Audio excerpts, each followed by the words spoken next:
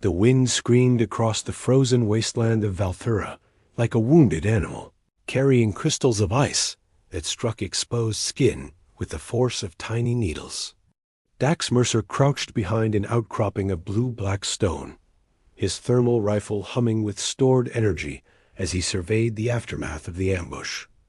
Bodies lay scattered across, the snow both human and Velterran. The pale lavender forms of the alien warriors stood out starkly against the white landscape, their silver blood creating abstract patterns in the drifts. Dax's team had lost 3 soldiers in the firefight, but the Velterran patrol had been nearly annihilated. Nearly. Sector clear? His earpiece crackled with the voice of his teammate. Marcus Webb. Wait.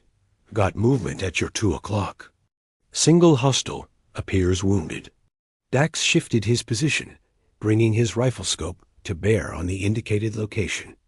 Through the swirling snow, he could make out a figure kneeling in the ice, one hand gripping what appeared to be a ceremonial blade planted in the ground before her. Even from this distance, he could see the trembling in her shoulders, the way her silver hair had escaped its bindings to whip around her face in the brutal wind. A Velterran female, alone, defeated. Protocol demanded he eliminate the threat. Mercy was a luxury mercenaries couldn't afford, especially not on a planet where every alien warrior would gladly put a plasma bolt through his skull. Yet something made him hesitate, perhaps the dignity in her posture, despite her obvious injuries, or the way she kept her head high, even as death approached. Dax rose from cover and advanced, his weapon trained on the kneeling figure. As he drew closer, she lifted her head, and he found himself staring into eyes the color of winter twilight, a deep blue-purple that seemed to hold entire galaxies. Her face was striking in its alienness. High cheekbones, a narrow nose, lips tinted the faintest shade of blue. The Velterrans were eerily beautiful, which made killing them that much harder. She spoke first, her voice carrying clearly despite the wind. Human warrior. Her grasp of his language was surprisingly good, though accented with melodic tones. I know what comes next. Your kind shows no mercy. Dax stopped 10 paces away, keeping his rifle leveled at her chest. You ambushed my convoy, killed 3 of my people, and you have killed 7 of mine. She gestured with her free hand to the bodies surrounding them. The scales are hardly balanced in my favor. A cough racked her frame, and silver blood appeared at the corner of her mouth. I am Nyx Stellara, daughter of the Northern Houses. I die with honor. You don't have to die at all. The words escaped before Dax could stop them. Surprise flickered across her alien features. You would spare an enemy combatant? That depends. You got any intelligence worth trading for your life? Nyx's twilight eyes studied him intently, as if she could read his soul through his thermal gear. Then, slowly, she pulled her blade from the frozen ground and reversed it, offering the hilt toward him in a gesture of submission. Among my people, she said carefully, when a warrior is defeated in honorable combat, they may offer themselves to the victor, not as a slave, but as ... companion, protector. The terms of your language do not quite capture the meaning. Dax lowered his rifle slightly, confused. You're offering to switch sides? I am offering my life to you in exchange for mercy. Her gaze never wavered. In my culture, this bond is sacred. I would warm your dwelling, share your burdens, stand at your side until you release me from the obligation or death claims one of us. The wind howled between them, carrying the scent of ozone and blood. Dax's mind raced. This had to be some kind of trick, a desperate ploy to get close enough to strike. Yet the way she held that blade offering it hilt first with both hands, her posture open and vulnerable, spoke of ritual, of tradition that ran deeper than battlefield tactics. Marcus, Dax spoke into his calm. I've got a situation here. One survivor offering to surrender. Eliminate and move out, came the terse response. We're behind schedule. Dax looked at Nyx, at the blood staining her armor, at the exhaustion and pain evident in her elegant features. He thought about the 3 humans who died today, about the dozen Valterans his team had killed, the endless cycle of violence that had consumed this frozen world for the past 6 months. Negative, he said into the comb. Taking a prisoner? Cover me while I secure her. Are you insane? Marcus's voice crackled with disbelief. Dax, orders are. Orders don't include taking high-value intelligence assets off the board. Dax moved closer to Nyx, accepting the offered blade with one hand while keeping his rifle trained on her with the other. The weapon was lighter than he expected, its metal humming faintly in his grip. You get on your feet. No sudden moves, or mercy becomes a moot point. Nyx struggled to stand, using the spot where her blade had been planted as leverage. When she finally gained her feet, she swayed dangerously, and Dax found his free hand shooting out to steady her. The contact sent a jolt through him. Her skin was cool even through his glove, and her frame felt more delicate than he'd expected. I can walk, she said, though the tremor in her voice suggested otherwise. Right, Marcus, prep the medkit. I've got a bleeding prisoner who needs stabilization before transport. As Dax guided Nyx toward the extraction point, she spoke again, her voice barely audible over the wind. What is your name, human warrior? If I am to bind my fate to yours, I should know who holds my life. Dax Mercer. Dax Mercer. She tested the syllables, making them sound almost musical. I am now yours, by the old ways of my people. Do you accept this bond? He should say no. Should call this what it probably was, a manipulation, a scheme, enemy intelligence gathering wrapped in exotic cultural practices. But when he looked at her face, at the genuine hope and fear warring in those twilight eyes, he found himself answering honestly. I don't understand your customs, and I'm not promising anything beyond keeping you alive for now. But if you've got information that can help end this war, I'm willing to listen. A small smile touched her blue-tinted lips. That is more than I dared hope for. Among my people, we believe that even enemies can become family if fate wills it. Perhaps your people believe something similar? We have a saying, the enemy of my enemy is my friend. Then perhaps we shall be friends, Dax Mercer, before this is over. As they trudged through the screaming wind toward the extraction point, Nyx leaning heavily against his side, Dax couldn't shake the feeling that his life had just irrevocably changed. He'd spared enemy combatants before mercy wasn't entirely foreign to him despite his mercenary status, but never one who'd offered herself to him in such intimate terms. Transport shuttle appeared through the snow, its loading ramp descending with a hiss of hydraulics. Marcus stood at the top, medkit in hand, and disapproval written clearly across his weathered face. You're going to regret this, Marcus muttered as Dax half-carried Nyx up the ramp. Dax settled the alien warrior onto a bench, watching as Marcus began checking her injuries with professional efficiency. Nyx bore the examination with stoic grace, though he noticed her gaze kept returning to him, as if seeking reassurance that his mercy hadn't been temporary. Maybe, Dax replied, settling across from her as the shuttle's engines roared to life. But something tells me this is bigger than one firefight on a frozen rock. Nyx's eyes met his across the shuttle's interior, and in that moment something passed between them, an acknowledgement of the strange road that now stretched ahead. She'd offered him her life, her loyalty, her presence. He'd accepted, though neither of them fully understood what that acceptance meant. As Velthera's frozen landscape fell away beneath them, Dax found himself wondering if he'd just made the best decision of his life, or signed his own death warrant in the most exotic way possible. Time would tell.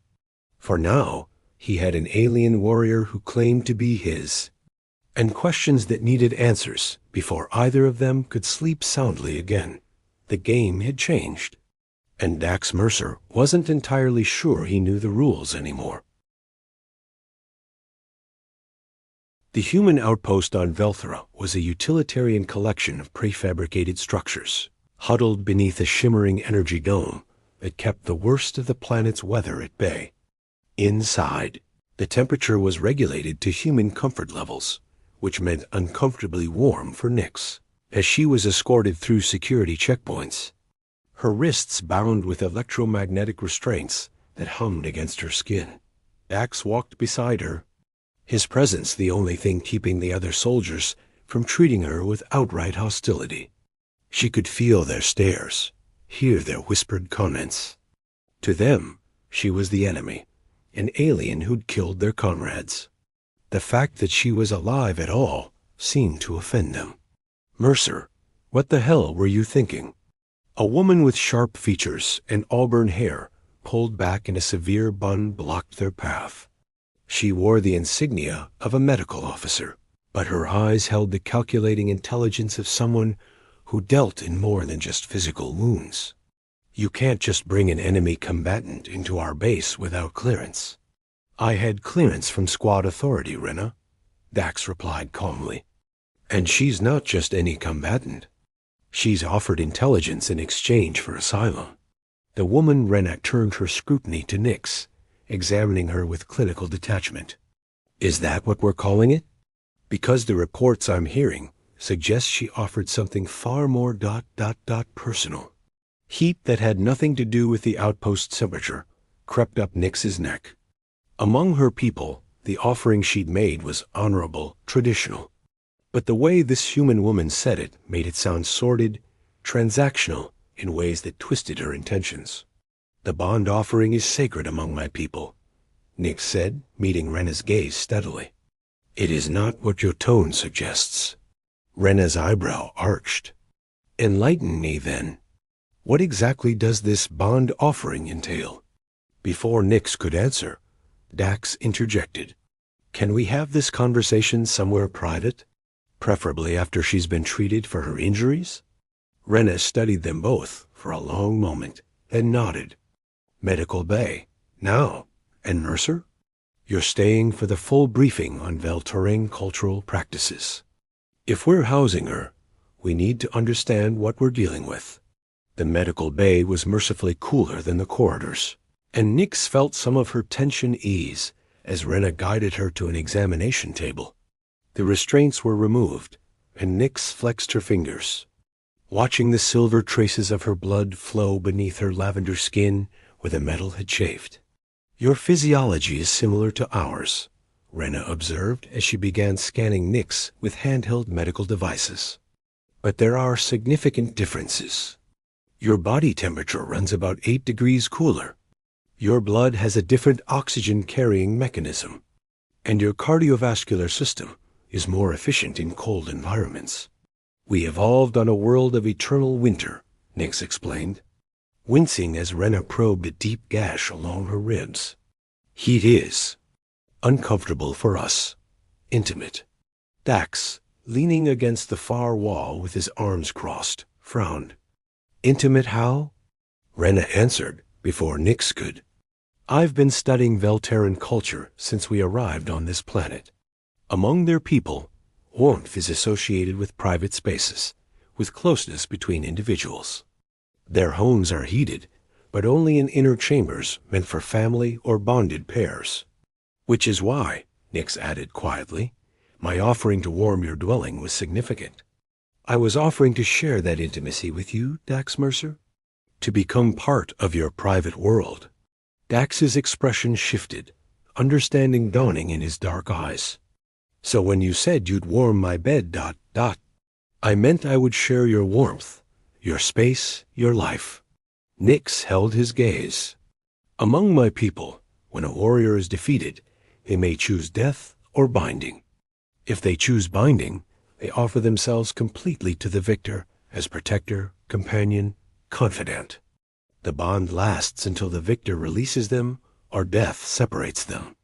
"That sounds like slavery," Rena said bluntly. applying a healing compound to Nyx's wounds that stung briefly before numbing. It is not. Nyx's voice hardened. The bound warrior gives their loyalty freely. They are not owned, not commanded like property.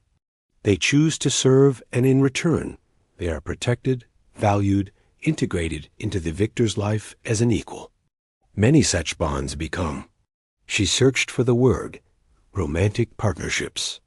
It is how many of our greatest alliances were forged.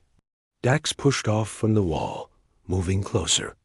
So you're saying you offered to potentially become my partner?